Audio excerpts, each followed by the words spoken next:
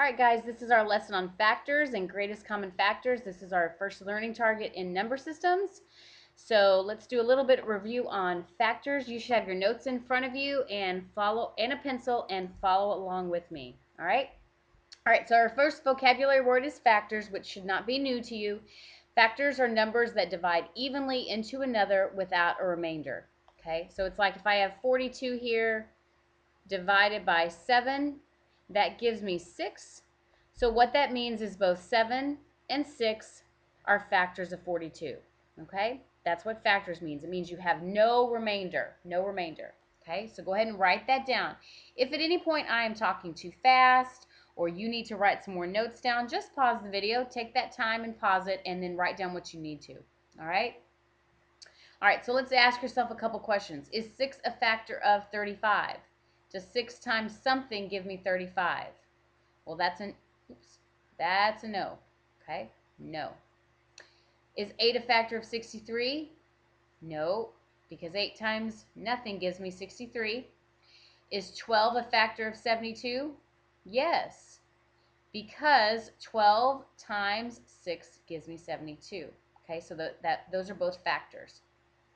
And is 9 a factor of 12?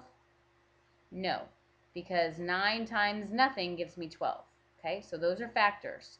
All right, that vocabulary word should be a little bit of a review. Okay, so when you are listing factors, this is not in your notes, but you might have done something in elementary school like the rainbow method, and that just helps when we're listing out those factors to make sure that we get all of the factors. So if I have 36 here, my factors of 36 are 1 times 36, 2 times 18, 3 times 12, 4 times 9. Does 5 times something give me 36? No. Does 6 times something? Yes. 6 times 6, and I'm already here. Does 7 times something give me? No. 8 times something? No. And I already have 9, so I know I'm finished. Okay, so I'm finished. That just helps me list out all of them. Okay, so let's do a little practice. So we're going to list out all the factors. So do this one with me.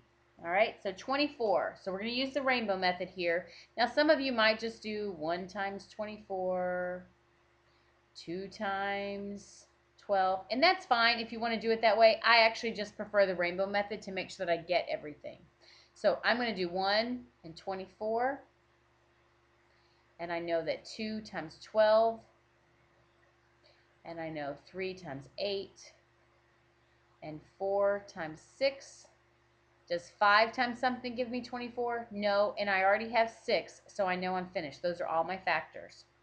Okay, let's do 16. 1 and 16, 2 times 8. Does 3 times something give me 16? Nope. 4 times something? Yes, 4 times 4. So if I have the same number, then I know I'm finished. Those are all of my factors. Okay? All right, you go ahead and pause the video and do list all the factors for these two. Come back when you have your answers. Pause the video. All right, check those answers, see if you have all of them. Okay? For those of you that know your multiplication facts, this is going to be really easy for you. If you don't, you're going to struggle a little bit. So you really should try to memorize those multiplication facts. All right? So not only factors we want to know, but we also want to know the greatest common factor. The greatest common factor is the factor that the greatest number that those two have in common. All right, so let's just look at these two. So let's list out my factors of 15. So I have a 1 and 15, 3 and 5, 4, nope, and I already have 5, so I'm done. My factors of 18 are 1 and 18, 2 and 9, 3 and 6. Does 4 or 5 times something give me 18? No, so I know I'm finished. Okay, so these are all the factors. So if I were looking at common factors, they both share a 1 and they both share a 3. Those are common factors. But the greatest common factor, the GCF, is 3 because that's the highest number that they have in common. Does that make sense? Okay. Another way you might see it looking like this, like in a book or a textbook. It's just, again, showing you, this is a Venn diagram. So factors of 24, all of these numbers here, see if I can draw that neatly, are all factors of 24. All of these are factors of 20. So what they share here in the middle, these are all common factors. So the greatest common factor would be 4. Okay, just be aware of that in case you see it in different places in a math book or in a test or something like that. Okay, that's a Venn diagram. So why don't you now take some time, and I want you to find the greatest common factor of these two numbers. If you need to list out all of the factors, that's fine. But if you don't have to, all I'm looking for is the greatest common factor. Okay? So pause the video and see if you can find that greatest common factor. If you're really having a lot of difficulties, if you look on the back of the multiplication chart, there is a factor sheet that will help you out. Okay? Until you have memorized those multiplication facts, which I really want you to work on. All right, pause the video and come back when you have your answer. All right, check those answers. I went ahead and listed out the factors just so you would see how I came up with my answer. Again, if you don't need to list them all out, that's perfectly fine. Perfectly fine. Okay, so all these circled numbers are the common factors. But the greatest common factor is 6, and the greatest common factor of 18 and 45 is 9. All right. So why is it important that we know the greatest common factor in factors? Excuse me. It's important when we simplify fractions, which is very important that you always simplify your fractions. In order to simplify a fraction, I have to know a common factor. I have to know what I can divide both of them by. So if I look at this number, 18 and 24, I might right off the bat know that they're even, so I'm going to divide them both by 2. So 18 divided by 2 is 9, and 24 divided by 2 is 12. But that's not simplified. I'm going to have to divide by 3. So 9 divided by 3 is 3. And 12 divided by 3 is 4. So my answer is 3/4. Okay? I divided by 2 and I divided by 3. However, if I would have known the greatest common factor of both of these is 6. If I divided them both by 6, 18 divided by 6 is 3.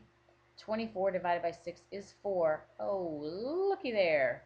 I would have come up with the exact same answer, but just in one step rather than 2. So if you know the greatest common factor, it's going to save you time, okay? Now, you might not always recognize that greatest common factor, so it's okay to divide by the common factors. But if you know that greatest common factor, it's going to save you time, all right? So let's look at this one. Maybe you recognize that you can divide them both by 4. And that gives me 9/12. Again, divide by 3. 9 divided by 3 is 3. 12 divided by 3 is 4. That's my answer. Must have liked 3/4. But if I would have found my greatest common factor the very first time, I could have divided both of them by 12. If I would have divided them by 12 to start with, divide by 12, that would have given me 36 divided by 12 is 3, and 48 divided by 12 is 4. Okay, it would have saved me time. All right. All right, you've got 2 problems on your notes. Go ahead and do these 2 problems for me. Again, throughout this video, if I ever go too fast, just pause the video, okay? I tend to talk a little fast. All right, pause the video and come back when you have your answer. All right, check your answers. You should have gotten 3/7 and 3/5. Okay? All right. Now, if you look on the right side of your notes page, there are 8 problems, and there are 8 problems here. That is your exit slip. That means that you need to solve these 8 problems. That's what I'm going to be looking for to make sure that you have completed your work. Okay? So, if you look on numbers 1, 2, and 3, you were to list all the factors of these 3 numbers. List them out. Then 4 and 5, all I'm looking for is the greatest common factor of each set of numbers. And for 6, 7, and 8, I'm looking for simplified fractions. So write down this fraction, equals, and then tell me what the simplified fraction is. Okay? All right, if there's anything within this video that you did not understand or you need some extra help with, please make sure that you talk to me. Okay? All right, I'll be looking for these answers tomorrow. Have a great day.